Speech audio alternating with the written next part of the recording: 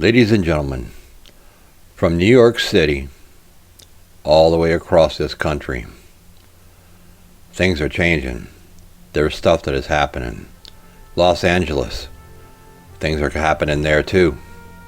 Things are not looking like they should be looking. We're in for a ride, folks. We need to be paying attention.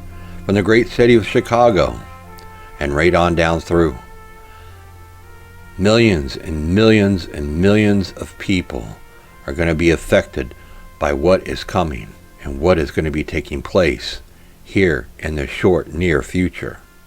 There's 329 million people in this country, all the way down to Miami. There's something that we all have in common. There's something we all need to be prepared for. There's something that we're going to discuss because you need to know.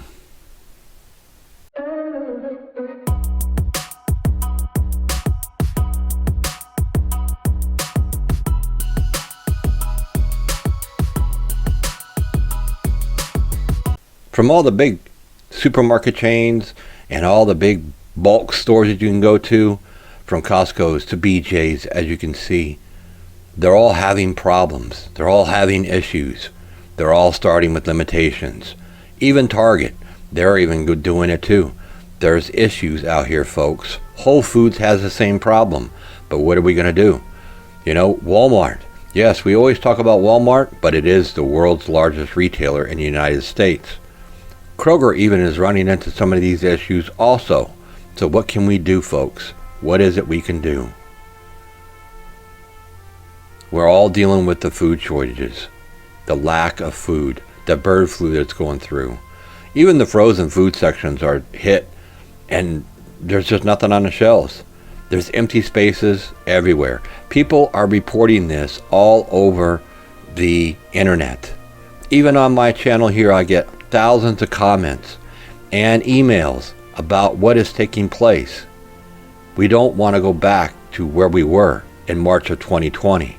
That was a very bad time. And Walgreens just made an announcement yesterday of what they're doing. Limitations on baby food, folks. That's right. Walgreens has put in place, starting now, limitations on how much of the baby formula that you can buy at their stores because they can't keep it in stock. They can't get it from the suppliers. This is an issue. We're all so used to seeing these signs and everything else. You know, we're sorry, bear with us, all this different type of stuff. These limitation signs are popping up everywhere, and they're blaming the suppliers and everything else. You're being limited to two. Most places, there's a lot of things that are coming back, limitations. Pasta in a lot of stores and rice are just not being able to be found. In your eggs and your milk and your dairy and everything else. And this man right here has a huge plan for us, folks, and it's not pretty. It is a bad, bad situation, and I don't know what's going to happen here.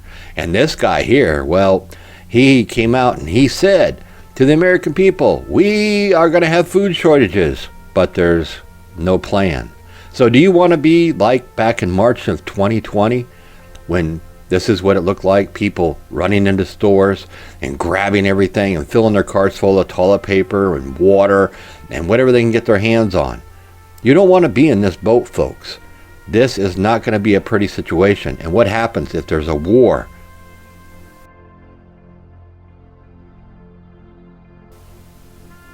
The amount of waste in this country is unfathomable. This is just a horrific situation that we are dealing with right now. The U.S., just the U.S., wastes 108 billion pounds of food a year, which equates basically to 130 billion meals and over $408 billion a year.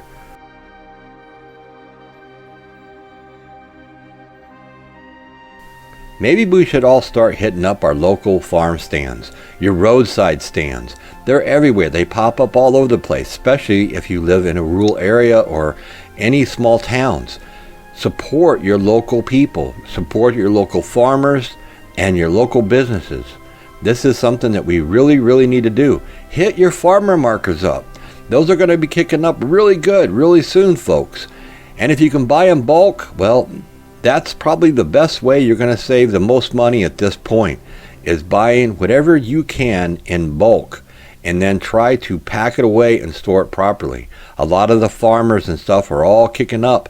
They're getting ready. They're starting to plant their fields. They're turning up that dirt, folks, and they're just eager to get out there and plant. But the problem is what are we going to do with the lack of fertilizer this year? Is that going to affect a lot of these farmers?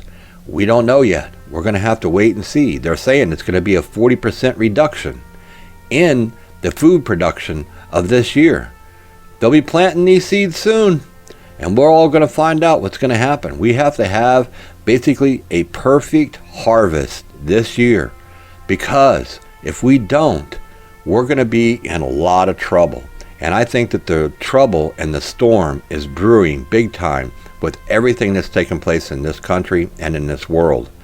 There's too much unrest, there's too much uncertainty of what is going to be taking place and what is going on. So it is crucial for our farmers to be able to get their plants and their seeds in the ground as soon as they can and have a bumper crop harvest this year. Not only will it help the farmer out, but it'll also help us out in the long run.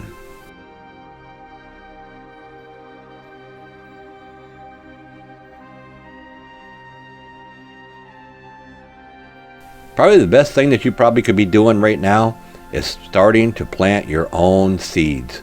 Starting your seeds inside and getting them ready to plant in your own gardens. Everybody should start planting victory gardens. We should bring that back, folks, because that's what's going to save a lot of people. Learn how to do it now before it's too late. Get out there. You're going to have to get out there, get your hands dirty and everything else, but whatever you can plant in any place in your yard, that's food that you're going to have for you and your family. Get out there and start your gardens. Start up small little gardens, planter gardens, whatever it could be. The biggest thing is, I believe, is teaching your kids, no matter what age, on how to plant and take care of your garden. Because in the end, basically, this is the root that we are going to need in the future. These kids need to be able to plant these seeds and see and take care of how they grow. Teach them how to take care of the plants, how to water the plants, what it means when the leaves are starting to turn different colors. Did it get too much water? Does it need more nutrients? Whatever it is. And then in the end, you have food that you can go right out in your backyard and pick right out of the ground, fresh. You grew it, you know what's in there. And a lot of these different vegetables you can plant multiple times because they grow quite fast. Lettuce and radishes and so on and so forth. There's ways of doing this. Prices are going up and we don't want to go back to where we came from in March of 2020. Do you remember that, folks? That was a really, really bad situation. We don't want to be here. You don't want to be here. You need to pay attention. These food shortages are real, folks, and we are headed down a path. The government has already done this once during the Great Depression. They know how that system works, and I don't believe that they would hesitate to do it again. Prepare now.